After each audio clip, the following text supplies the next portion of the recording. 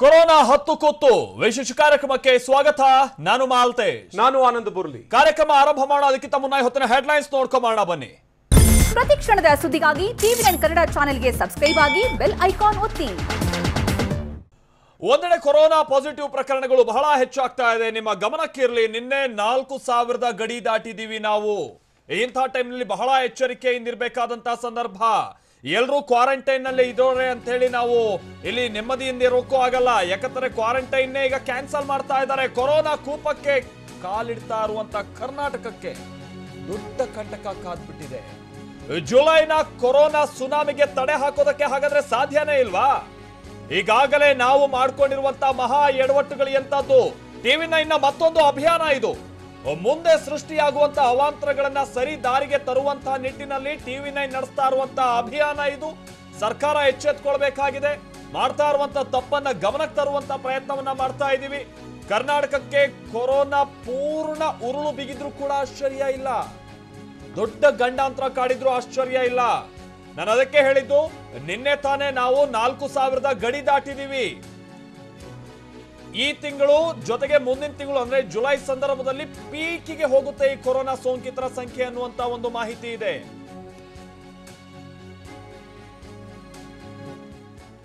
ಹಾಗಾದ್ರೆ ನಾವು ಏನ್ ಮಾಡಬೇಕಾಗಿದೆ? ಇಷ್ಟೊಂದು ಆತಂಕ ಪಡಬೇಕಾದಂತ ಅಗತ್ಯತೆ ಯಾಕೆ ಬಂದೊದಗಿದೆ ಅನ್ನುವಂಥದಕ್ಕೂ ಕೂಡ ನಾವು ನಿಮ್ಗೆ ಮಾಹಿತಿಯನ್ನ ಕೊಡ್ತಾ ಹೋಗ್ತೀವಿ. ಎಟ್ ಅಗೈನ್ ಸರ್ಕಾರ ತೆಗೆದುಕೊಳ್ತಾ ಇರುವಂತಹ ಒಂದಷ್ಟು ನಿರ್ಧಾರಗಳು ಇಲ್ಲಿ ಆತಂಕ ಹುಟ್ಟಿಸ್ತಾ ಇದೆ. ದಿನೇ ದಿನೇ ಕೊರೋನಾ ಕೂಪಕ್ಕೆ ಕರ್ನಾಟಕ ಕಾಲಿಡ್ತಾ ಇದೆ. ಪ್ರತಿ ದಿನವೂ ಕೂಡ ನಮ್ಮಲ್ಲಿ 200ಕ್ಕೂ ಹೆಚ್ಚಿನ ಪ್ರಕರಣಗಳು ಪತ್ತೆಯಾಗ್ತಾ ಇದೆ. ಮೊನ್ನೆ 388, ನಿನ್ನೆ 250 ಪ್ರಕರಣಗಳು ಬಹುತೇಕ. ಕ್ರೂರಿ ಕೊರೋನಾದಿಂದ ಸಹಜವಾಗಿ ಕರ್ನಾಟಕಕ್ಕೆ ದೊಡ್ಡ ಗಂಡಾಂತರ ಅಂತ ಆತಂಕ ಇದೆ. ಕಮ್ಯುನಿಟಿ ಸ್ಪ್ರೆಡ್ಗೆ ಬಾಗಿಲು ತೆರೆದು ಕೂತಿದ್ಯಾ ಕರ್ನಾಟಕ? ಇದೇ ಇಲ್ಲಿ ಆತಂಕ. ಕಮ್ಯುನಿಟಿ ಸ್ಪ್ರೆಡ್ ಆಗುವಂತ ಚಾನ್ಸಸ್ ಬಹಳ ಹೆಚ್ಚಿದೆ. ಜುಲೈನಲ್ಲಿ ಸ್ಫೋಟಗೊಳ್ಳುವಂತ ಕೊರೋನಾಗೆ ತಡೆ ಹಾಕದೆ ಹೋದ್ರೆ ದೊಡ್ಡ ಸಮಸ್ಯೆ ಇದೆ. ರಕ್ಷಿಸಿ ಕೊರೋನಾಗೆ ಈಗಲೂ ತಡೆ ಹಾಕದೇ ಇದ್ರೆ ಮುಂದೆ ಮಹಾ ವಿನಾಶ ಕಾದಿದೆ. ದಿನೇ ದಿನೇ ಕೊರೋನಾ ಕೂಪಕ್ಕೆ ಕಾಲಿಡ್ತಾ ಇದೆ ಕರ್ನಾಟಕ. ಇದೇ ಒಂದ್ ರೀತಿ ಆತಂಕ ಇದೆ. ಇಲ್ಲಿ ತನಕ ಹೇಗಂತ ಅಂದ್ರೆ, ಸೋಂಕಿತರ ಸಂಪರ್ಕವನ್ನ ನಾವು ಹೆಂಗೋ ಪತ್ತೆ ಹಚ್ಚೋದಕ್ಕೆ ಸಾಧ್ಯತೆ ಇರೋ ಸಂದರ್ಭ. ಆದ್ರೆ ಈಗ ಆಗ್ತಾ ಇರುವಂತ ಬೆಳವಣಿಗೆಗಳನ್ನ ನೋಡಿದ್ರೆ ಕಮ್ಯುನಿಟಿ ಸ್ಪ್ರೆಡ್ಗೆ ಬಾಗಿಲು ತೆರೆದು ಕೂತಿದ್ಯಾ ಕರ್ನಾಟಕ? ಅಥವಾ ಸಾಮೂಹಿಕವಾಗಿ ಇದು ಹಬ್ಬೋದಕ್ಕೆ ಎಲ್ಲ ವ್ಯವಸ್ಥೆಗಳು ಕರ್ನಾಟಕದಲ್ಲಿ ಈ ಕೊರೋನಾ ಮಾಡ್ಕೊಂಡ್ಬಿಟ್ಟಿದ್ಯಾ ಅನ್ನೋ ಆತಂಕ ಇದೆ. ಅದಕ್ಕೆ ನಾವು ಒಂದಷ್ಟು ಡೀಟೇಲ್ಸ್ ಅನ್ನು ಕೂಡ ನಿಮ್ ಮುಂದೆ ಇಡ್ತಾ ಹೋಗ್ತೀವಿ. ಈ ತರನಾದಂತ ಭಯ ಸಹಜವಾಗಿ ಈಗ ಆರೋಗ್ಯ ಇಲಾಖೆಗೂ ಕೂಡ ಇದೆ. ಆದ್ರೆ ಏನೂ ಮಾಡೋಕ್ಕಾಗದೆ ಇರುವಂತ ಸಂದರ್ಭ ಆರೋಗ್ಯ ಇಲಾಖೆಯದ್ದು. ಯಾಕಾಗಾದ್ರೆ ಕೈಚಲ್ಲಿ ಕೂತಿರುವಂತ ಸಂದರ್ಭ ಸನ್ನಿವೇಶ ಇದೆ. ಖಂಡಿತವಾಗೂ ಮಾಲ್ತೇಶ್, ಯಾಕೆ ಅಂತ ಹೇಳಿದ್ರೆ ಜುಲೈನಲ್ಲಿ ಈ ಕೊರೋನಾಗೆ ತಡೆ ಹಾಕದೆ ಹೋದ್ರೆ ಎಲ್ಲೋ ಒಂದು ಕಡೆಗೆ ಕಮ್ಯುನಿಟಿ ಸ್ಪ್ರೆಡ್ ಆಗುತ್ತೆ ಎನ್ನುವಂತಹ ಆತಂಕ ಕಾಡ್ತಾ ಇದೆ. ಒಂದೊಮ್ಮೆ ಕಮ್ಯುನಿಟಿಗೆ ಸ್ಪ್ರೆಡ್ ಆದಂತಹ ಸಂದರ್ಭದಲ್ಲಿ ಜನ ಒಂದು ಕಡೆಗೆ ಪರದಾಡುವಂತ ಪರಿಸ್ಥಿತಿ ನಿರ್ಮಾಣ ಆಗುತ್ತೆ. ಅದರ ಜೊತೆಗೆ ಮೆಡಿಕಲ್ ಫೀಲ್ಡ್ ಇದೆಯಲ್ಲ, ಅದು ಕೂಡ ಪರದಾಡುವಂತ ಪರಿಸ್ಥಿತಿ ನಿರ್ಮಾಣ ಆಗುತ್ತೆ. ಹಾಗಾದ್ರೆ ಜುಲೈನಲ್ಲಿ ಇಂಥದ್ದೊಂದು ಆತಂಕ ಎದುರಾಗಿದ್ರು ಕೂಡ ಸರ್ಕಾರ ಇಂಥ ಹೊತ್ತಲ್ಲಿ ಯಾಕೆ ಕೈಕಟ್ಟಿ ಕುಳಿತಿದೆ ಎನ್ನುವಂತ ಅನುಮಾನ ಕಾಡ್ತಾ ಇದೆ. ಯುದ್ಧ ಆರಂಭ ಆಗಿದೆ. ಸದ್ಯಕ್ಕೆ ನಾವೇನೋ ಮೊದಲು ಲಾಕ್ಡೌನ್ ಮಾಡಿದ್ವಿ, ತದನಂತರದಲ್ಲಿ ಒಂದಷ್ಟು ದಿನಗಳ ಕಾಲ ಫ್ರೀ ಡೌನ್ ಮಾಡಿದ್ವಿ. ಆದರೆ ಯುದ್ಧ ಮಾಡಬೇಕಾಗಿರುವಂತಹ ಸಂದರ್ಭ ಇದು. ನಾವು ಕಮ್ಯುನಿಟಿಗೆ ಸ್ಪ್ರೆಡ್ ಆಗದೇ ಇರುವಂತಹ ರೀತಿಯಲ್ಲಿ ಯಾವ್ಯಾವ ಕ್ರಮಗಳನ್ನ ಕೈಗೊಳ್ಳಬೇಕಿತ್ತೋ ಅದನ್ನ ಹೊರತುಪಡಿಸಿ ಸರ್ಕಾರ ಏನಾದರೂ ಇಲ್ಲಿ ಸುಮ್ಮನೆ ಕೂತಿದೆಯಾ, ಅಥವಾ ಸರ್ಕಾರ ಕೆಲಸ ಮಾಡ್ತಾ ಇದೆ ಅಂತ ಹೇಳಿದ್ರೆ ಯಾವ ನಿಟ್ಟಿನಲ್ಲಿ ಸರ್ಕಾರ ಕೆಲಸ ಮಾಡಬೇಕು, ಯಾವ ನಿಟ್ಟಿನಲ್ಲಿ ಹೋದ್ರೆ ಸದ್ಯಕ್ಕೆ ಕಮ್ಯುನಿಟಿಗೆ ಸ್ಪ್ರೆಡ್ ಆಗುವಂತ ಆತಂಕವನ್ನ ನಾವು ಎದುರಿಸ್ತಾ ಇದ್ದೀವೋ, ಯಾವ ಆತಂಕದಲ್ಲಿ ನಾವು ಸದ್ಯ ಬದುಕ್ತಾ ಇದ್ದೀವೋ ಅದನ್ನ ತಪ್ಪಿಸೋದಕ್ಕೆ ಮಾತ್ರ ಸಾಧ್ಯ. ಆದ್ರೆ ಸದ್ಯದ ಪರಿಸ್ಥಿತಿನಲ್ಲಿ ಸದ್ಯದ ಒಂದಷ್ಟು ಬೆಳವಣಿಗೆಯನ್ನ ನೋಡ್ತಾ ಹೋದ್ರೆ ಕಮ್ಯುನಿಟಿಗೆ ಸ್ಪ್ರೆಡ್ ಆಗೋದ್ರಲ್ಲಿ ಡೌಟೇ ಇಲ್ಲ ಅನ್ನುವಂಥ ಮಾತುಗಳು ಕೂಡ ಕೇಳಿ ಬರ್ತಾ ಇದೆ. ಮಾಲ್ತೇಶ್, ಒಂದು ವಿಚಾರ ಇದೆ ಇಲ್ಲಿ. ನಾವು ಸದ್ಯದ ಹೊತ್ತಿನಲ್ಲಿ ಏನಾದರೂ ಎಚ್ಚೆತ್ತುಕೊಳ್ಳದೆ ಹೋದ್ರೆ ಅಥವಾ ಸದ್ಯದ ಹೊತ್ತಿನಲ್ಲಿ ನಾವೇನಾದರೂ ಮುಂಜಾಗ್ರತೆಯನ್ನ ವಹಿಸಿಕೊಳ್ಳದೆ ಹೋದ್ರೆ ಸಾಕಷ್ಟು ತೊಂದರೆಯಾಗುತ್ತೆ. ಕರೆಕ್ಟ್. ಆನಂದ್, ಇಲ್ಲಿ ಇನ್ನೊಂದು ವಿಚಾರ ಅಂತಂದ್ರೆ ನಮ್ಮೆಲ್ಲರಲ್ಲೂ ಈಗ ಕಾಡ್ತಾ ಇರುವಂತಹ ಆತಂಕ ಅಂದ್ರೆ ಕಮ್ಯುನಿಟಿ ಸ್ಪ್ರೆಡ್ ಆಗ್ಬಿಟ್ರೆ ಏನ್ ಮಾಡೋದು ಅಂತ ಹೇಳಿ. ಅದಕ್ಕೆ ತಕ್ಕಾದಂತ ಎಲ್ಲಾ ವಾತಾವರಣನೂ ಕೂಡ ಈಗ ಕ್ರಿಯೇಟ್ ಆಗ್ತಾ ಇದೆ ಅನ್ನುವಂಥದ್ದನ್ನು ಕೂಡ ನಾವು ಹೇಳ್ತಾ ಇದ್ವಿ. ದಿನೇ ದಿನೇ ಕರ್ನಾಟಕದಲ್ಲಿ ಅಬ್ಬರಿಸಿ ಬೊಬ್ಬರಿತಾ ಇದೆ ಕ್ರೂರಿ ಕೊರೋನಾ. ಅಫ್ಕೋರ್ಸ್ ನಾವಿಲ್ಲಿ ಒಂದು ಗಮನದಲ್ಲಿ ಇಟ್ಕೊಳ್ಬಹುದು, ಕ್ವಾರಂಟೈನ್ ನಲ್ಲಿ ಇರೋರೆ ಅಂತೇಳಿ. ಬಟ್ ಕ್ವಾರಂಟೈನ್ ನ ನಿಯಮ ಕೂಡ ಬದಲಾಗ್ತಾ ಇರುವಂತಹ ಕಾರಣದಿಂದಾಗಿ ಮುಂಚೆ ಕ್ವಾರಂಟೈನ್ ನಲ್ಲಿ ಇದ್ರು, ಬಟ್ ಅವರಲ್ಲಿ ಪಾಸಿಟಿವ್ ಬರುವಂತ ಸಂದರ್ಭದಲ್ಲಿ ಅವರು ಮನೆಯಲ್ಲಿದ್ರು, ಬೇರೆ ಬೇರೆ ಕಡೆ ಅವರು ಓಡಾಡ್ಕೊಂಡಿದ್ರು ಅನ್ನುವಂಥದ್ದೆಲ್ಲವೂ ಈಗ ಗೊತ್ತಾಗ್ತಾ ಇದೆ. ಇದೇ ನಮ್ಗಿಲ್ಲಿ ಆತಂಕ ಹುಟ್ಟಿಸ್ತಾ ಇರೋದು.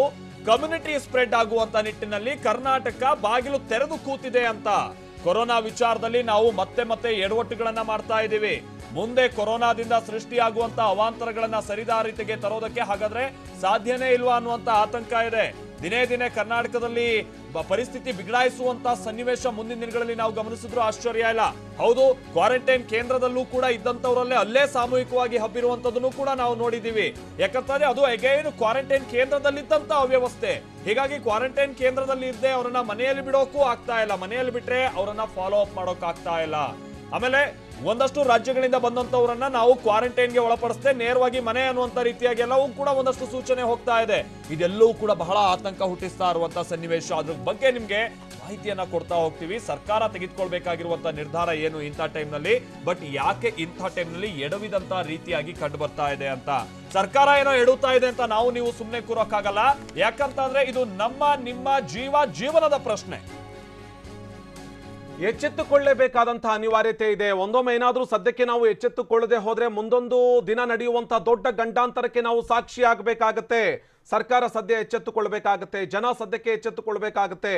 ಈಗಿನ ಪರಿಸ್ಥಿತಿಯಲ್ಲಿ ನಾವು ಎಚ್ಚೆತ್ತುಕೊಂಡು ಮುಂದಾಗುವಂತ ಅನಾಹುತವನ್ನ ಸದ್ಯದ ಮಟ್ಟಿಗೆ ತಡೆಯದೇ ಹೋದ್ರೆ, ಅಥವಾ ಈ ಕೊರೋನಾ ಹಬ್ತಾ ಇರುವಂತ ವೇಗವನ್ನ ನೋಡ್ತಾ ಹೋಗ್ತಾ ಇದೀವಿ, ಕೊರೋನಾ ಹಬ್ತಾ ಇರುವಂತ ವ್ಯಾಪ್ತಿಯನ್ನು ನೋಡ್ತಾ ಹೋಗ್ತಾ ಇದ್ದೀವಿ.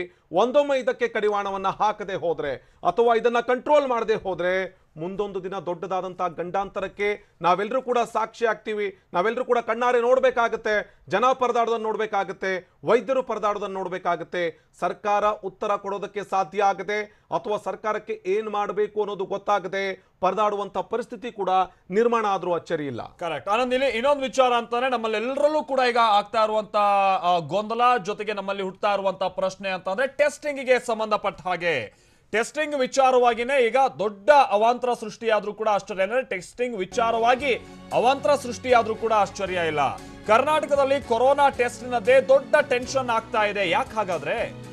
ಹೊರ ರಾಜ್ಯದಿಂದ ಬರ್ತಾ ಇರುವವರ ಟೆಸ್ಟ್ ಬಗ್ಗೆ ಸರ್ಕಾರ ಯಾಕೆ ನಿರ್ಲಕ್ಷ್ಯವನ್ನ ಮಾಡ್ತಾ ಇದೆ? ನಿಮ್ಗೆ ಗೊತ್ತಿರಲಿ, ಈಗ ಆಲ್ರೆಡಿ ಸಾವಿರಾರು ಮಂದಿ ಹೊರ ರಾಜ್ಯದಿಂದ ಬಂದಿದ್ದಾರೆ.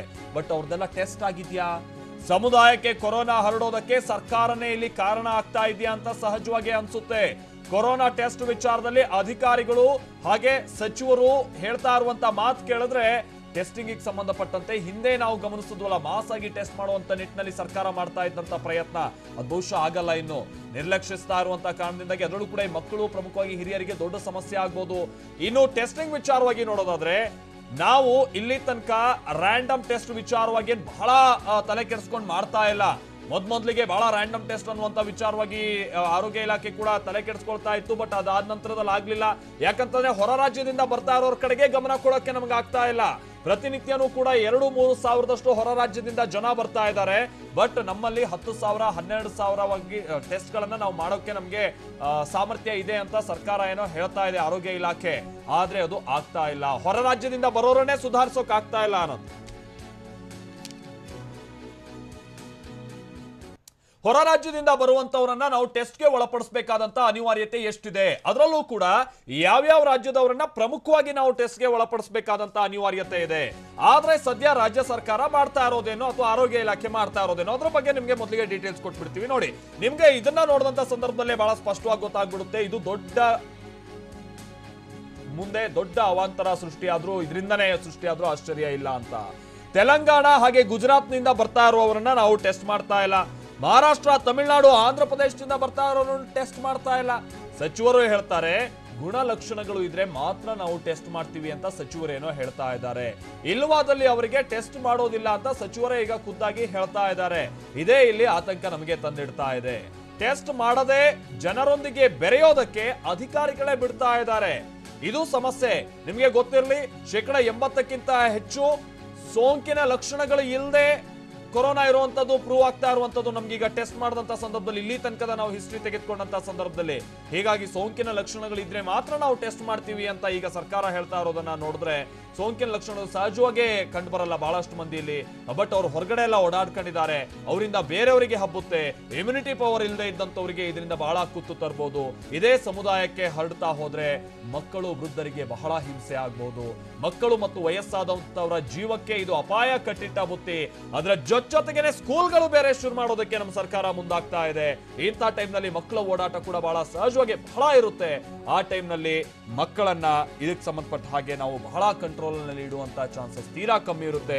ಕಮ್ಯುನಿಟಿ ಸ್ಪ್ರೆಡ್ ಆಗ್ಬಿಟ್ರೆ ಯಾವ ತರನಾದಂತ ವಾತಾವರಣ ಸೃಷ್ಟಿ ಆಗ್ಬೋದು ಅಂತ ನಾವು ನೀವು ಊಹೆ ಮಾಡೋದಕ್ಕೂ ಕೂಡ ಆಗಲ್ಲ. ಖಂಡಿತವಾಗೂ ಮಾಲ್ತೇಶ್, ಒಂದಷ್ಟು ವಿಚಾರ ಇದೆ ಇಲ್ಲಿ, ತೀರಾ ಗಂಭೀರವಾಗಿರುವಂತಹ ವಿಚಾರ. ಯಾಕೆ ಇದೊಂದು ಗಂಭೀರವಾಗುತ್ತೆ ಅಥವಾ ಗಂಭೀರವಾಗಿರುವಂತಹ ವಿಚಾರ ಅಂತ ಹೇಳಿ ನೋಡ್ತಾ ಹೋದ್ರೆ, ಸಮರ್ಪಕವಾಗಿ ಟೆಸ್ಟ್ಗಳು ನಡೆಯದೇ ಹೋದ್ರೆ, ಸದ್ಯ ಮಹಾರಾಷ್ಟ್ರ, ಆಂಧ್ರ ಪ್ರದೇಶ, ತೆಲಂಗಾಣ, ತಮಿಳುನಾಡು, ಗುಜರಾತ್ ಈ ಭಾಗದಿಂದ ಜನ ಕರ್ನಾಟಕಕ್ಕೆ ಬರ್ತಾ ಇದ್ದಾರೆ. ಆದ್ರೆ ಇಲ್ಲಿ ಟೆಸ್ಟಿಂಗ್ ನಾವು ಮಾಡ್ತಾ ಇಲ್ಲ. ಕೊರೋನಾ ಟೆಸ್ಟ್ ಮಾಡದೆ ಹೋದ್ರೆ ಯಾರಿಗೆ ಪಾಸಿಟಿವ್ ಇದೆ, ಯಾರಿಗೆ ನೆಗೆಟಿವ್ ಇದೆ ಅನ್ನೋದು ಗೊತ್ತಾಗೋದಿಲ್ಲ. ಇಲ್ಲಿ ಸಚಿವರು ಹೇಳ್ತಾರೆ, ಇಲ್ಲ ನಾವು ಗುಣಲಕ್ಷಣ ಇರೋರಿಗೆ ಮಾತ್ರ ಟೆಸ್ಟ್ ಮಾಡ್ತೀವಿ ಅಂತೇಳಿ. ಹಾಗಿದ್ರೆ ಗುಣಲಕ್ಷಣ ಇಲ್ಲದೆ ಇರೋರು ತದನಂತರದಲ್ಲಿ ವಾಪಸ್ ಮನೆಗೆ ಹೋಗಿ ಗುಣಲಕ್ಷಣ ಏನಾದರೂ ಬಂದು ಮತ್ತೆ ವಾಪಸ್ ಪರೀಕ್ಷೆಗೆ ಬಂದಂಥ ಸಂದರ್ಭದಲ್ಲಿ ಪಾಸಿಟಿವ್ ಬಂದರೆ ಅವರ ಜೊತೆಗೆ ಸಂಪರ್ಕಕ್ಕೆ ಬಂದಿರ್ತಾರಲ್ಲ ಅಂಥವ್ರನ್ನ ಮತ್ತೆ ವಾಪಸ್ ಕ್ವಾರಂಟೈನೋ ಅಥವಾ ಹೋಮ್ ಕ್ವಾರಂಟೈನೋ ಮಾಡಬೇಕಾದಂಥ ಅನಿವಾರ್ಯತೆ ಇದೆ. ಒಬ್ಬರಿಂದ ಹಿಂಗೆ ಹಬ್ಬತಾ ಹೋದರೆ ಇದು ಕಮ್ಯುನಿಟಿಗೆ ಸ್ಪ್ರೆಡ್ ಆಗುತ್ತಾ ಅನ್ನುವಂಥ ಅನುಮಾನವೂ ಕೂಡ ಮೂಡ್ತಾ ಇದೆ. ಇದೇ ಕಾರಣಕ್ಕೇನೆ ಪದೇ ಪದೇ ಹೇಳ್ತಾ ಇರೋದು, ಹೆಚ್ಚು ಹೆಚ್ಚು ಟೆಸ್ಟಿಂಗ್ ಆದಷ್ಟು, ಹೆಚ್ಚು ಹೆಚ್ಚು ಪರೀಕ್ಷೆಗಳಾದಷ್ಟು, ಹೆಚ್ಚು ಹೆಚ್ಚು ಸೋಂಕಿತರ ಸಂಖ್ಯೆ ಜಾಸ್ತಿ ಆದಷ್ಟು ನಾವು ಎಲ್ಲೋ ಒಂದು ಕಡೆಗೆ ಕೊರೋನಾ ವಿರುದ್ಧವಾಗಿ ನಾವು ಚೆನ್ನಾಗಿ ಹೋರಾಡ್ತಾ ಇದ್ದೀವಿ, ಅಥವಾ ಈ ಪಾಸಿಟಿವ್ ಪ್ರಕರಣಗಳನ್ನು ಪತ್ತೆ ಹಚ್ಚೋ ಮೂಲಕ ನಮ್ಮ ಸರ್ವಿಲೆನ್ಸ್ ಕರೆಕ್ಟ್ ಆಗಿದೆ ಅಂತೇಳಿ ಅಂದುಕೊಳ್ಳೋದಕ್ಕೆ ಸಾಧ್ಯ ಆಗುತ್ತೆ. ಇಂಥ ಸಂದರ್ಭದಲ್ಲಿ ಹೊರ ರಾಜ್ಯದಿಂದ, ಅದರಲ್ಲೂ ಹೈ ರಿಸ್ಕ್ ಆಗಿರುವಂಥ ರಾಜ್ಯಗಳಿಂದ ವಾಪಸ್ ಬರ್ತಾ ಇರುವಂಥ ಜನರನ್ನೇ ನಾವು ಪರೀಕ್ಷೆ ಮಾಡದೆ ಹೋದರೆ ಮುಂದೊಂದು ದಿನ ದೊಡ್ಡ ಮಟ್ಟದ ಗಂಡಾಂತರಕ್ಕೂ ಕೂಡ ಕಾರಣ ಆಗುತ್ತೆ. ನಮ್ಮ ಜೊತೆಗೆ ಇದೇ ವಿಚಾರಕ್ಕೆ ಸಂಬಂಧಪಟ್ಟ ಹಾಗೆ ಮಾತನಾಡೋದಕ್ಕೆ ತಜ್ಞರು ಕೂಡ ಜಾಯ್ನ್ ಆಗಿದ್ದಾರೆ. ಡಾಕ್ಟರ್ ಗಿರಿಧರ್ ಬಾಬು ಇದ್ದಾರೆ, ಸೋಂಕು ಶಾಸ್ತ್ರಜ್ಞರು. ಡಾಕ್ಟರ್ ಪವನ್ ಕುಮಾರ್ ಇದ್ದಾರೆ, ಜನರಲ್ ಫಿಸಿಷಿಯನ್. ಅವ್ರ ಜೊತೆಗೆ ಮಾತಾಡ್ತೀನಿ.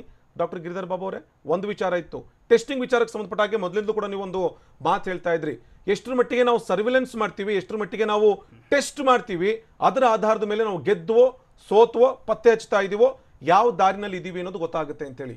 ಸದ್ಯ ನಾವು ಯಾವ ದಾರಿನಲ್ಲಿ ಇದ್ದೀವಿ, ಏನು ಸಮಸ್ಯೆ ಆಗುತ್ತೆ ಅಂತ ಮುಂದೆ ಇದು ಈಗ ಕರ್ನಾಟಕದಲ್ಲಿ ಟೆಸ್ಟಿಂಗು ಎಷ್ಟು ಚೆನ್ನಾಗಿ ಆಗ್ತಾ ಇದೆ ಅಂದರೆ, ನಾನು ನಿಮಗೆ ಕೆಲವು ಅಂಕಿ ಅಂಶ ಕೊಡ್ತೀನಿ.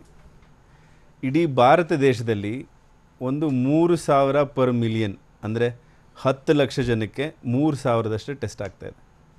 ಕರ್ನಾಟಕದಲ್ಲಿ 4,800ಕ್ಕಿಂತ ಜಾಸ್ತಿ ಆಗ್ತಾಯಿದೆ ಪರ್ ಮಿಲಿಯನ್. ಅಂದರೆ ಕರ್ನಾಟಕ ಆಗಲೇ ಭಾರತ ದೇಶದಲ್ಲಿ ಆಗುವಂತಹ ಟೆಸ್ಟಿಂಗ್ ಸ್ಟ್ಯಾಟಿಸ್ಟಿಕ್ಸ್ಗಿಂತ ಬಹಳ ಚೆನ್ನಾಗಿ ಮಾಡ್ತಾಯಿದೆ. ಅದರಲ್ಲಿ ನೀವು ಬೆಂಗಳೂರು ಮಾತ್ರ ತೊಗೊಂಡ್ರೆ, ಬೆಂಗಳೂರಲ್ಲಿ 3,500 ಪರ್ ಮಿಲಿಯನ್ಗಿಂತ ಜಾಸ್ತಿ ಮೊದಲಿಂದ ಟೆಸ್ಟ್ ಮಾಡ್ತಾ ಬರ್ತಾ ಇದ್ದಾರೆ. ಒಂದು ಮುಂಬೈಯಲ್ಲಿ 40,000ಕ್ಕಿಂತ ಜಾಸ್ತಿ ಕೇಸಿದೆ, ಡೆಲ್ಲಿನಲ್ಲಿ 20,000ಕ್ಕಿಂತ ಜಾಸ್ತಿ ಕೇಸಿದೆ, ಚೆನ್ನೈಯಲ್ಲಿ 15,000ಕ್ಕಿಂತ ಜಾಸ್ತಿ ಕೇಸಿದೆ. ಬೆಂಗಳೂರಲ್ಲಿ ಎಷ್ಟಿದೆ? 385, 3 ಡಿಜಿಟ್ಸ್ ಅಂತ ಹೇಳ್ಬೋದು. ಇಷ್ಟು ಸಕ್ಸಸ್ ಆಗಲಿಕ್ಕೆ ಕಾರಣ ಕರ್ನಾಟಕ ರಾಜ್ಯ ಮೊದಲಿಂದನೂ ಒಂದು ಸೈಂಟಿಫಿಕ್ಕಾಗಿ, ವೈಜ್ಞಾನಿಕವಾಗಿ ಒಂದು ಕಾರ್ಯರೂಪ ಮಾಡ್ಕೊಂಡು ಬಂದಿದೆ. ಇಡೀ ರಾಷ್ಟ್ರದಲ್ಲಿ ನಾನು ಪಕ್ಕಾ ಗ್ಯಾರಂಟಿಯಾಗಿ ಹೇಳ್ತೀನಿ, ಕರ್ನಾಟಕದಷ್ಟು ಎಕ್ಸ್ಪರ್ಟ್ ಅಡ್ವೈಸ್ ತೊಗೊಂಡು ಸೈಂಟಿಫಿಕ್ಕಾಗಿ ಮಾಡಿದಂತಹ ರಾಜ್ಯ ಬೇರೆ ಯಾವುದೂ ಇಲ್ಲ. ಇದು ಅತಿಶಯೋಕ್ತಿ ಅಲ್ಲ. ಇದಕ್ಕೆ ಉತ್ತರ ಎಲ್ಲಿದೆ ಅಂದರೆ, ನಮ್ಮಲ್ಲಿರೋ ಸಂಖ್ಯೆಗಳು ನೋಡಿದೆ. ಎಷ್ಟು ಸಾವುಗಳು ಕಮ್ಮಿ ಆಗಿದೆ, ಎಷ್ಟು ಕಮ್ಮಿ ಕೊರೋನಾ ಪ್ರಕರಣಗಳು ಬಂದಿದೆ. ಅದು ಟೆಸ್ಟಿಂಗು. ಕರ್ನಾಟಕದಲ್ಲಿ ಬರೀ 3 ಟೆಸ್ಟಿಂಗ್ ಲ್ಯಾಬ್ ಇತ್ತು, 60 ಆಯಿತು, ಈಗ 100 ಆಗ್ತಾ ಇದೆ. ಇಡೀ ದೇಶದಲ್ಲಿ ಯಾವ ರಾಜ್ಯದಲ್ಲೂ ಇಷ್ಟು ಟೆಸ್ಟಿಂಗ್ ಲ್ಯಾಬ್ಗಳಿಲ್ಲ. ಖಂಡಿತ ಒಪ್ಕೊಳ್ಳೋಣ, ಅಲ್ಲಿ ಟೆಸ್ಟಿಂಗ್ಗಳಾಗಿದೆ, ಟೆಸ್ಟಿಂಗ್ ಮಾಡ್ತಾ ಇದ್ದಾರೆ, ಓಕೆ, ಸಮರ್ಪಕವಾಗಿ ಆಗ್ತಾ ಇದೆ ಅಂತ. ಹೊರ ರಾಜ್ಯದಿಂದ ಬಂದವ್ರಿಗೆ ಯಾಕೆ ಟೆಸ್ಟಿಂಗ್ ಆಗ್ತಾ ಇಲ್ಲ? ಅದಕ್ಕೆ ಬರೋಣ. ಈಗ ಹೊಸದಾಗಿ ಬಂದಿರುವಂತಹ ಎವಿಡೆನ್ಸ್, ಈಗ ನೋಡಿ, ಈ ನೋವೆಲ್ ಕೊರೋನಾ ವೈರಸ್ ಅಂದರೆ ಪ್ರತಿ ದಿವಸಕ್ಕೂ ನಾವು ಏನಾದರೂ ಒಂದು ಹೊಸದಾಗಿ ಕಲಿತಾ ಇದ್ದೀವಿ. ಈಗ ಬಂದಿರೋ ಓವರ್ವೆಲ್ಮಿಂಗ್ ಎವಿಡೆನ್ಸ್ ಪ್ರಕಾರ, ಸಿಂಗಪೂರ್ ಇನ್ಫೆಕ್ಷಿಯಸ್ ಡಿಸೀಸ್ ಸೊಸೈಟಿ ನಾನು ನಿಮ್ಮ ಹತ್ರ ಶೇರ್ ಮಾಡಿದೆ ಕೂಡ, ಅದ್ರ ಪ್ರಕಾರ ಕೇವಲ ಲಕ್ಷಣ ಇರೋರು ಮಾತ್ರ ಕಾಯಿಲೆನ ಒಬ್ಬರಿಂದ ಇನ್ನೊಬ್ಬರಿಗೆ ಹರಡ್ತಾರೆ. ಈ ಥರ ವೈಜ್ಞಾನಿಕವಾಗಿರೋ ಅಂಶ ತಗೊಂಡು ಈಗ ಕ್ವಾರಂಟೈನ್ ಸೆಂಟರ್ಸಲ್ಲಿ ಯಾಕೆ ಆಗ್ತಾ ಇದೆ ಅಂತ ತಿಳ್ಕೊಳ್ಳೋಣ ಫಸ್ಟ್. ಕ್ಲೋಸ್ಡ್ ಸ್ಪೇಸಸಲ್ಲಿ ಈಗ ನಾವಿಲ್ಲಿ 4 ಜನ ಕೂತಿದ್ದೀವಿ ಅಂದರೆ ನಾನು ನಿಮಗೆ 3 ಜನಕ್ಕೆ ಇನ್ಫೆಕ್ಷನ್ ಮಾಡೋಂತಹ ಕೆಪಾಸಿಟಿ ಇದೆ, ಯಾಕಂದರೆ ನಾವು ಕ್ಲೋಸ್ ಸ್ಪೇಸ್ ಇದ್ದೀವಿ, ವೆಂಟಿಲೇಷನ್ ಕಮ್ಮಿ ಇದೆ. ಅದೇ ನಾನು ಮನೇಲಿದ್ದೆ ಅಂದರೆ ಮ್ಯಾಕ್ಸಿಮಮ್ ರಿಸ್ಕ್ ಮನೇಲಿರೋರಿಗೆ ಮಾತ್ರ, ನಾನು ಮನೆಯಿಂದ ಹೊರಗಡೆ ಬರಬಾರ್ದು ಅಷ್ಟೇ. ಸೊ ಜಪಾನ್ ಅಂತ ರಾಷ್ಟ್ರದಲ್ಲಿ ಲಾಕ್ಡೌನ್ ಇಲ್ದೇ 3 C's ಅಂತ ಹೇಳಿದ್ರು. ಕ್ಲೋಸ್ ಸ್ಪೇಸು, ಕ್ಲೋಸ್ ಕಾಂಟ್ಯಾಕ್ಟ್ಸ್, ಕ್ಲಸ್ಟರ್ಸು, ಈ 3ನ್ನ ಪ್ರಿವೆಂಟ್ ಮಾಡಿದ್ದಕ್ಕೋಸ್ಕರ ಜಪಾನ್ ಈಗ ಬಹಳಷ್ಟು ಸಾಧನೆಯನ್ನು ಮಾಡಿದೆ. ಸೊ ಈಗ ನಾವು ಮಾಡಬೇಕಾಗಿರೋದು ಅದೇ, ಯಾರಿಗೆ ಲಕ್ಷಣ ಇದೆಯೋ ಅವರಿಗೆ ಟೆಸ್ಟ್ ಮಾಡಿ, ಯಾರಿಗೆ ಲಕ್ಷಣ ಇಲ್ವೋ, ಲಕ್ಷಣ ಇರಲಿ ಇರದಲ್ಲೇ ಇರಲಿ ಇಬ್ರಿಗೂ ಹೋಮ್ ಕ್ವಾರಂಟೈನ್ ಮಾಡಿ ಹೊರಗಡೆಯಿಂದ ಬಂದಾಗ ಅವರನ್ನು 14 ದಿವಸದಷ್ಟು ಟ್ರ್ಯಾಕ್ ಮಾಡಿ, ಲಕ್ಷಣ ಬಂದ ಕೂಡಲೇ ಟೆಸ್ಟ್ ಮಾಡಿ. ಇದರಿಂದ ಏನಾಗುತ್ತೆ ಅಂದರೆ ನೀವು ಒಬ್ಬರಿಂದ ಸುಮಾರು ಜನಕ್ಕೆ ಹರಡೋದನ್ನು ತಡಿಬೋದು. ಆಮೇಲೆ ಈ ಸಮುದಾಯಕ್ಕೆ ಸ್ಪ್ರೆಡ್ ಆಗ್ತಾ ಇದೆ ಅಂತ ಏನು ಒಂದು ಊಹೆ ಇದೆಯೋ ಅದು ನಿಜವಾಗ್ಲೂ ಕರ್ನಾಟಕದಲ್ಲಂತೂ ಇಲ್ಲವೇ ಇಲ್ಲ. ಕರ್ನಾಟಕದಲ್ಲಿ ಯಾವ ಜಿಲ್ಲೆಯಲ್ಲೂ ಇಲ್ಲ, ಬೆಂಗಳೂರಿನಲ್ಲೂ ಇಲ್ಲ. ಯಾಕಂದರೆ ನಾನು ನಿಮ್ಗೆ ಹೇಳಿದ ಅಂಕಿಅಂಶಗಳ ಪ್ರಕಾರ ಕರ್ನಾಟಕ ಎಲ್ಲ ರಾಜ್ಯಗಳಿಗಿಂತ ಒಳ್ಳೆ ಪ್ರಗತಿಯನ್ನು ತೋರಿಸಿದೆ. ಅಲ್ಲ, ಒಂದು ವಿಚಾರ ಇಲ್ಲಿ ಡಾಕ್ಟರ್, ನೀವು ಪದೇ ಪದೇ ಹೇಳ್ತಾ ಇದ್ದೀರಿ ಟೆಸ್ಟಿಂಗ್ ಆಗ್ತಿದೆ, ಸರ್ವಿಲೆನ್ಸ್ ಮಾಡ್ತಾ ಇದ್ದೀವಿ. ಹೊರಗಡೆ ಬಂದವರಿಗೆ ನಾನು ಪ್ರಶ್ನೆ ಕೇಳ್ತೀನಿ. ಮಹಾರಾಷ್ಟ್ರದಿಂದ ಇಬ್ಬರು ಬಂದಿದ್ದೀವಿ, ನಾನು ಮತ್ತೆ ಮಾಲ್ತೇಶ್ ಮಹಾರಾಷ್ಟ್ರದಿಂದ ಬಂದಿದ್ದೀವಿ. ಮಾಲ್ತೇಶ್ಗೆ ಗುಣಲಕ್ಷಣ ಇದೆ, ನನಗಿಲ್ಲ. ನನ್ನನ್ನು ನೀವು ವಾಪಸ್ ಮನೆಗೆ ಬಿಟ್ಬಿಡ್ತೀರಾ, ಟೆಸ್ಟ್ ಮಾಡಲ್ಲ, ಏನು ಮಾಡಲ್ಲ, ವಾಪಸ್ ಬಿಟ್ಬಿಡ್ತೀರಾ. ನಾನು ಮನೆಗೆ ಹೋಗ್ತೀನಿ. ಮನೆಗೆ ಹೋಗೋ ಸಂದರ್ಭದಲ್ಲಿ ಡಾಕ್ಟರ್ ಪವನ್ ಕುಮಾರ್ನ ಮೀಟ್ ಆಗ್ತೀನಿ, ನಮ್ಮ ಕ್ಯಾಮ್ರಾಮನ್ ಮೀಟ್ ಆಗ್ತೀನಿ, 10 ಜನ ಮೀಟ್ ಆಗ್ತೀನಿ. ಹೋದ 4 ದಿವಸಕ್ಕೆ ನನ್ನ ಗುಣಲಕ್ಷಣ ವಾಪಸ್ ಬರುತ್ತೆ, ನಾನು ವಾಪಸ್ ಬರ್ತೀನಿ, ಟೆಸ್ಟ್ ಮಾಡಿಸ್ಕೋತೀನಿ. ಎಷ್ಟು ಜನರನ್ನ ಮೀಟ್ ಆಗಿದ್ದೇನಲ್ವಾ, ಅಷ್ಟು ಜನರು ಮತ್ತೆ ವಾಪಸ್ ನೀವು ಕ್ವಾರಂಟೈನ್ ಮಾಡಬೇಕಲ್ವಾ, ಅಷ್ಟು ಜನರು ಮತ್ತೆ ನೀವು ಪತ್ತೆ ಹಚ್ಚಬೇಕಲ್ವಾ, ಅಷ್ಟು ಜನರನ್ನ ಮತ್ತೆ ನೀವು ವಾಪಸ್ ಟೆಸ್ಟ್ ಮಾಡಿಸ್ಬೇಕಲ್ವಾ. ಅಂಥ ರಿಸ್ಕ್ ಯಾಕೆ ತಗೋತಾ ಇದೆ ಸರ್ಕಾರ ಅಂತ? ಇದು ಒಳ್ಳೆ ಪ್ರಶ್ನೆ ಆನಂದ್. ಈಗ ಒಬ್ಬರು ಮನೆಗೆ ಹೋದರು, ಗುಣಲಕ್ಷಣ ಇರಲಿಲ್ಲ, ಅವ್ರಿಗೆ ಗುಣಲಕ್ಷಣ ಬಂತು, ದಾರಿಲಿ ಒಂದು 3-4 ಜನಕ್ಕೆ ಅವ್ರು ಮೀಟ್ ಮಾಡಿದರು. ಆದರೆ ಅವರು ಸ್ಪ್ರೆಡ್ ಮಾಡೋದು ಕೇವಲ ಒಬ್ರಿಗೋ ಇಬ್ಬರಿಗೋ ಅಷ್ಟೇ. ಇದು ವೈಜ್ಞಾನಿಕವಾಗಿ ಹೇಳ್ತಾ ಇರೋದು. ಅದೇ ನೀವು ಅವರನ್ನು ಇನ್ನೊಂದು 10 ಜನದ ಜೊತೆ ಒಂದು ಕ್ಲೋಸ್ಡ್ ಕ್ವಾರಂಟೈನಲ್ಲಿ ಇಟ್ಟಿದ್ದೀರಾ, ಆವಾಗ 10 ಜನಕ್ಕೆ ರಿಸ್ಕ್ ಜಾಸ್ತಿ ಇದೆ. ಇಲ್ಲಿ ಕ್ವಾರಂಟೈನಿಂದ ಸ್ಪ್ರೆಡ್ ಜಾಸ್ತಿ ಆಗ್ತಾ ಇದೆ ಅನ್ನೋದನ್ನು ನಾವು ತಿಳ್ಕೊಬೇಕು. ಮನೇಲಿದ್ದಾಗ ಮನೇಲಿರೋರಿಗೆ ಎಲ್ಲರಿಗೂ ರಿಸ್ಕ್ ಇರೋದಿಲ್ಲ. ನೀವು ಅದಕ್ಕೆ ತಕ್ಕನಾಗೆ ಏನಾದರೂ ವ್ಯವಸ್ಥೆ ಮಾಡಿಕೊಂಡ್ರೆ ಅವ್ರಿಗೆ ಮಾತ್ರ ಲಕ್ಷಣಗಳು ಬಂದಾಗ ಟೆಸ್ಟ್ ಮಾಡೋದ್ರಿಂದ ನೀವು ಸ್ಪ್ರೆಡ್ ಆಗೋದನ್ನು ಕಮ್ಮಿ ಮಾಡ್ತಾ ಇದ್ದೀರಾ. ಈ ಸ್ಟ್ರಾಟಜಿಯಿಂದ ಜಪಾನ್ನಲ್ಲಿ ಆಗಲೇ ಪ್ರಗತಿ ಬಂದಿದೆ. ಉದಾಹರಣೆಗೆ ನಿಜಾಮುದ್ದೀನ್ ಇನ್ಸಿಡೆಂಟ್ ತೊಗೊಳ್ಳಿ, ನಾಂದೇಡ್ಗೆ ದೇವಸ್ಥಾನಕ್ಕೆ ಬಂದಿರೋಂತಹ ಸಿಖ್ ಪಿಲ್ಗ್ರಿಮೇಜ್ ತೊಗೊಳ್ಳಿ, ಚೆನ್ನೈ ಮಾರ್ಕೆಟ್ ತೊಗೊಳ್ಳಿ, ಭಾರತದಲ್ಲೇ ನಿದರ್ಶನಗಳಿದೆ. ಎಲ್ಲೆಲ್ಲಿ ಗುಂಪುಗಳು ಸೇರ್ತೋ ಅಲ್ಲಲ್ಲಿ ಕೇಸ್ ಸ್ಪ್ರೆಡ್ ಜಾಸ್ತಿ ಆಗುತ್ತೆ. ನೀವು ಕೇಸ್ ಕೌಂಟ್ ಕಮ್ಮಿ ಆಗಬೇಕು, ಸಾವು ಕಮ್ಮಿ ಆಗಬೇಕು ಅಂದರೆ ಗುಂಪುಗಳಾಗೋದನ್ನು ನಿಲ್ಲಿಸಬೇಕು. ಇಲ್ಲಿ ಎದುರ್ಕೊಳ್ಳೋದಕ್ಕಿಂತ ಕರ್ನಾಟಕ ಸರ್ಕಾರಕ್ಕೆ ನಿಮ್ಮ ವಾಹಿನಿಯಿಂದ ಶುಭಾಶಯಗಳನ್ನ ಕೋರಬೇಕು. ಇದು ಒಂದು ದಿಟ್ಟ ಹೆಜ್ಜೆ ತಗೊಳ್ತಾ ಇದ್ದೀರಾ ಅಂತ. ಡಾಕ್ಟರ್ ಗಿರಿಧರ್ ಬಾಬು, ಇನ್ನೊಂದು ವಿಚಾರ ನೀವು ಹೇಳಿದ್ರಿ, ಲ್ಯಾಬ್ಗಳ ಸಂಖ್ಯೆ ಬಹಳ ಹೆಚ್ಚಾಗ್ತಾ ಇದೆ. ಹೌದು, 60 ಇತ್ತು, 100 ತನಕ ಹೋಗ್ತಾ ಇದೆ ಅಂತೇಳಿ. ನಮ್ಮಲ್ಲಿ ಸಂಖ್ಯೆನೂ ಕೂಡ ಅಂದ್ರೆ ನಮ್ಮ ಸಾಮರ್ಥ್ಯ ಕೂಡ ಹೆಚ್ಚಾಗ್ತಾ ಇದೆ ನಮ್ಮಲ್ಲಿ ಟೆಸ್ಟ್ ಮಾಡುವಂತ ನಿಟ್ಟಿನಲ್ಲಿ. ಬಟ್ ಈಗಲೂ ಕೂಡ ನಮಗೆ ಬರ್ತಾ ಇರುವಂತವ್ರು ಒಂದೊಂದು ಸ್ಟೇಟ್ ನಿಂದ 3000 4000 ಮಂದಿ ರ್ಯಾಂಡಮ್ ಟೆಸ್ಟ್ ಅಂತೂ ನಾವು ಮಾಡ್ತಾ ಇಲ್ಲ. ಬರುವಂತವ್ರನ್ನಾದ್ರೂ ಇಷ್ಟೊಂದು ಸಾಮರ್ಥ್ಯದಲ್ಲಿ ಯಾಕೆ ಟೆಸ್ಟ್ ಮಾಡೋದು? ನಮ್ಗೊಂದು ಕೇರ್ ಆಗುತ್ತೆ. ಅವ್ರು ಅಕಸ್ಮಾತ್ ಅವ್ರ ಟೆಸ್ಟಿಂಗ್ ರಿಪೋರ್ಟ್ ಅಲ್ಲಿ ಪಾಸಿಟಿವ್ ಬಂದವರು ಮನೇಲಿ ಕೂರಿಸಿದ್ರು ಕೂಡ ನಾವು ಇನ್ನೂ ಕೇರ್ ತೆಗೆದುಕೊಳ್ಬಹುದು. ಅವ್ರನ್ನ ಟೆಸ್ಟ್ ಯಾಕೆ ಆಗ್ತಾ ಇಲ್ಲ ಅಂತ ನಾನು ಮಾತನಾಡ್ತೀನಿ ನಿಮ್ಮ ಜೊತೆಗೆ. ಡಾಕ್ಟರ್ ಪವನ್ ಅವರೇ, ಈ ಕಂಪ್ಲೀಟ್ ಆಗಿ ಇಷ್ಟೆಲ್ಲ ಟೆಸ್ಟ್ ಆಗ್ತಾ ಇರುವಂತ ವಿಚಾರ ಸರ್ಕಾರ ಹೇಳ್ಕೊಳ್ತಾ ಇದ್ದಂಥದ್ದು ಮೊನ್ನೆ ನಾವು ನೋಡ್ತಾ ಇದ್ವಿ, ಬಹಳ ನಮ್ಮಲ್ಲಿ ಸಾಮರ್ಥ್ಯ ಇದೆ ಅಂತ. ಬಟ್ ಈಗ ಗುಣಲಕ್ಷಣ ಇದ್ರೆ ಮಾತ್ರ ನಾವು ಟೆಸ್ಟ್ ಮಾಡ್ತೀವಿ ಅಂತ ಹೇಳ್ತಾ ಇದ್ದಾರೆ. ಸೊ ನಮ್ಮಲ್ಲಿ ಅವಕಾಶ ಇದ್ರೂ ಕೂಡ ಟೆಸ್ಟ್ ಮಾಡೋದಕ್ಕಾದ್ರೆ ಮುಂದಾಗ್ತಾ ಇಲ್ಲ ಅಂತ ನಾವು ಅರ್ಥೈಸ್ಕೊಳ್ಬೇಕಾ ಇದನ್ನ ಹೇಗೆ? ಈಗ ನಾವು ಇದರಲ್ಲಿ ಒಂದು ವಾಸ್ತವತೆಯನ್ನು ನಾವು ಫಸ್ಟ್ ಅರ್ಥಕೋಬೇಕು. ನೀವು ಇದನ್ನು ನೋಡ್ಬೇಕಾದ್ರೆ ನಮಗೇನು ಈ ನೋವಲ್ ಕೊರೋನಾ ವೈರಸ್ ಬಂದಿದೆ ಎಲ್ಲರಿಗೂ ಹೊಸ್ತು. ಆದರೆ ನಮಗಿಲ್ಲಿ ಹಳೇದಾಗಿರೋದೆಲ್ಲಿ? ಈಗ ಅಮೇರಿಕಾ ನೋಡಿ, ಇಟಲಿ ನೋಡಿ, ಸ್ಪೇನ್ ನೋಡಿ, ಅಥವಾ ಇಂಗ್ಲೆಂಡ್ ನೋಡಿ, ಅಥವಾ ಚೈನಾ ನೋಡಿ. ಅಲ್ಲೆಲ್ಲ ಈಗ 3rd 4th ಸ್ಟೇಜ್ಗಿಂತ ಮುಂದೆ ಹೊರಟೋಗಿದೆ. ಸೊ ಈಗ ನಾವು ಅಲ್ಲಿ ನೋಡಿ ಅಲ್ಲಿ ಏನು ಎಕ್ಸ್ಪೀರಿಯನ್ಸ್ ಆಗಿದೆ ಅದ್ರ ಮೇಲೆ ನಾವು ಇಲ್ಲಿ ಡಿಸಿಷನ್ಸ್ ತೊಗೋಬೇಕಾಗತ್ತೆ. ಈಗಾಗಲೇ ನೀವು ನೋಡಿದಾಗ ಇಡೀ ಜಗತ್ತಲ್ಲಿ ಆಲ್ಮೋಸ್ಟ್ 23,000ಕ್ಕಿಂತ ಹೆಚ್ಚು ಪೇಪರ್ಗಳು ಪಬ್ಲಿಷ್ ಆಗಿವೆ ಈ ಕೊರೋನಾ ವೈರಸ್ ಬಗ್ಗೆನೇ. ಅಂದರೆ ನೀವು ಇದು ನಾನು ಮುಂಚೆಯಿಂದ ಹೇಳ್ತಾ ಇಲ್ಲ, ಇದು ಲಾಸ್ಟ್ ಜನವರಿಯಿಂದ ಅಂದರೆ 5 ತಿಂಗಳಲ್ಲಿ 23,000ಕ್ಕಿಂತ ಹೆಚ್ಚು ಪೇಪರ್ಗಳು ಪಬ್ಲಿಷ್ ಆಗಿವೆ. ಸೊ ಈಗ ನಮಗೆ ಸಾಕಷ್ಟು ಇಲ್ಲಿ ಲಿಟ್ರೇಚರ್ ಕೂಡ ಇದೆ ಯಾವ ರೀತಿ ಏನಾಗ್ತಾ ಇದೆ ಅಂತ. ಆಮೇಲೆ ತಿಂಗಳು ಇದು ಚೇಂಜ್ ಆಗ್ತಾನೆ ಹೋಗ್ತಾ ಇದೆ. ನಮಗೆ ಜನವರಿನಲ್ಲಿ ಇದ್ದಿದ್ದು ಈಗ ಗೈಡ್ಲೈನ್ಸ್ ಈಗಿಲ್ಲ, ತಿಂಗಳ ಚೇಂಜ್ ಆಗ್ತಾ ಇದೆ. ಸೊ ಇದಾಗಲೇ ನಾವೀಗ ಅಮೇರಿಕಾ ಮತ್ತು ಇನ್ನು ಬೇರೆ ದೇಶಗಳಲ್ಲಿ ನೋಡಿದ್ರೆ ನೀವು ಅಲ್ಲಿ ನೋಡಿ, ಈಗ ಅಲ್ಲಿ 3rd ಸ್ಟೇಜ್ 4th ಸ್ಟೇಜ್ ಹೊರಟೋಗಿದೆ.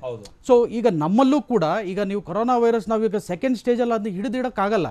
ಹೌದೌದು. ಸೊ ಇದು ಕಮ್ಯುನಿಟಿಗೆ ಸ್ಪ್ರೆಡ್ ಆಗಲೇಬೇಕು, 3ನೇ ಸ್ಟೇಜಿಗೆ ನಾವು ಹೋಗಲೇಬೇಕು, 4ನೇ ಸ್ಟೇಜ್ಗೆ ಹೋಗಲೇಬೇಕು, ಆವಾಗಲೇ ನಾವು ನಾರ್ಮಲ್ಗೆ ಬರೋಕ್ಕಾಗೋದು. ಸೊ ಇದು ಯಾವಾಗ ಎಷ್ಟು ಹೋಗುತ್ತೆ, ಎಷ್ಟು ಜನಕ್ಕೆ ಅಫೆಕ್ಟ್ ಮಾಡುತ್ತೆ, ಅದು ಮುಖ್ಯ. ಈಗ ನಾವು ಇಲ್ಲಿ ಈಗ ಡಾಕ್ಟರ್ ಗಿರಿಧರ್ ಬಾಬು ಅವ್ರು ಹೇಳಿದಾಗೆ ನೀವು ಇದನ್ನು ತಡೆ ಹಿಡಿದು ನಿಲ್ಸೋಕ್ಕಾಗಲ್ಲ, ಆಯಿತಾ. ಇದನ್ನು ಟೆಸ್ಟ್ ಮಾಡಿ ಕ್ಯೂರ್ ಮಾಡೋಕ್ಕಾಗಲ್ಲ. ಈಗ ನಾವು ಟೆಸ್ಟ್ ಮಾಡಿ ಏನು ಸಾಧನೆ ಮಾಡ್ತಾ ಇದ್ದೀವಿ, ಹೋಯ್ತು ನಮಗೆ ಈಗ 1 ಕೋಟಿ ಜನಕ್ಕೆ ಟೆಸ್ಟ್ ಮಾಡಿದ್ದೀವಿ. 1 ಕೋಟಿ ಜನದಲ್ಲಿ ನಮಗೆ ಆಲ್ಮೋಸ್ಟ್ 50 ಲಕ್ಷ ಜನಕ್ಕೆ ಪಾಸಿಟಿವ್ ಬಂದಿದೆ, ಬಟ್ ಅವ್ರಿಗೇನು ಸಿಂಪ್ಟಮ್ಸ್ ಇಲ್ಲ. ಏನು ಮಾಡ್ತಿದ್ದೀರಿ? ಸೊ ನಮಗೆ ಈಗ ಇನ್ನೊಂದು ಲಾಜಿಸ್ಟಿಕ್ಸ್ ಕೂಡ ನೋಡಬೇಕಾಗುತ್ತೆ. ನಮ್ಮ ಆರ್ಥಿಕತೆ ಮೇಲೆ ಎಷ್ಟು ಹೊರೆ ಇದೆ. ಈಗ ಈ ಟೆಸ್ಟ್ ಕಿಟ್ಗಳೆಲ್ಲ ಎಲ್ಲಿಂದ ಬರುತ್ತೆ? ಚೈನಾಯಿಂದನೇ ಬರಬೇಕು. ನಮ್ಮ ದುಡ್ಡು ಎಲ್ಲೋಗುತ್ತೆ? ಮತ್ತು ಅಲ್ಲಿಗೆ ಹೋಗುತ್ತೆ. ನಮ್ಗೆ ಏನಾರು ಹೆಲ್ಪ್ ಆಗುತ್ತಾ? ನಾವು ಮಾಡ್ಬೋದು. ಆದರೆ ಈಗ ನಾವು ಅಷ್ಟು ಜನ ಪಾಸಿಟಿವ್ ಬಂದಿದೆ ಅಂತ ಹೇಳಿ ನಮ್ಗೆ ಅವ್ರಿಗೆ ಏನಾರು ಎಕ್ಸ್ಟ್ರಾ ಟ್ರೀಟ್ಮೆಂಟ್ ಕೊಡ್ತಾ ಇದ್ದೀವಾ? ಇಲ್ಲ. ಯಾಕೆಂದರೆ 90% ವಿತೌಟ್ ಎನಿ ಟ್ರೀಟ್ಮೆಂಟ್ ಇದು ಸೆಲ್ಫ್ ಲಿಮಿಟಿಂಗ್ ಡಿಸೀಸ್, ಕಮ್ಮಿ ಆಗುತ್ತೆ. ಸೊ ಹಾಗಾಗಿ ನಮಗೆ ಎಲ್ಲರಿಗೂ ಟೆಸ್ಟ್ ಮಾಡೋ ಅವಶ್ಯಕತೆ ಇಲ್ಲ. ಯಾರಿಗೆ ಗುಣಲಕ್ಷಣಗಳಿವೆ ಸೊ ಅವ್ರಿಗೆ ಮಾತ್ರ ಟೆಸ್ಟ್ ಮಾಡಬೇಕಾಗತ್ತೆ. ಈಗ ಅಮೆರಿಕಾದಲ್ಲಿ ಈಗ ಒಂದು CDC ಇದೆ. ಸೊ ನಮ್ಮಲ್ಲಿ ICMR ಇದ್ದಾಗೆ ಅಲ್ಲಿ CDC ಇದೆ. ಈಗ CDC ಗೈಡ್ಲೈನ್ಸೇ ಬಂದಿದೆ.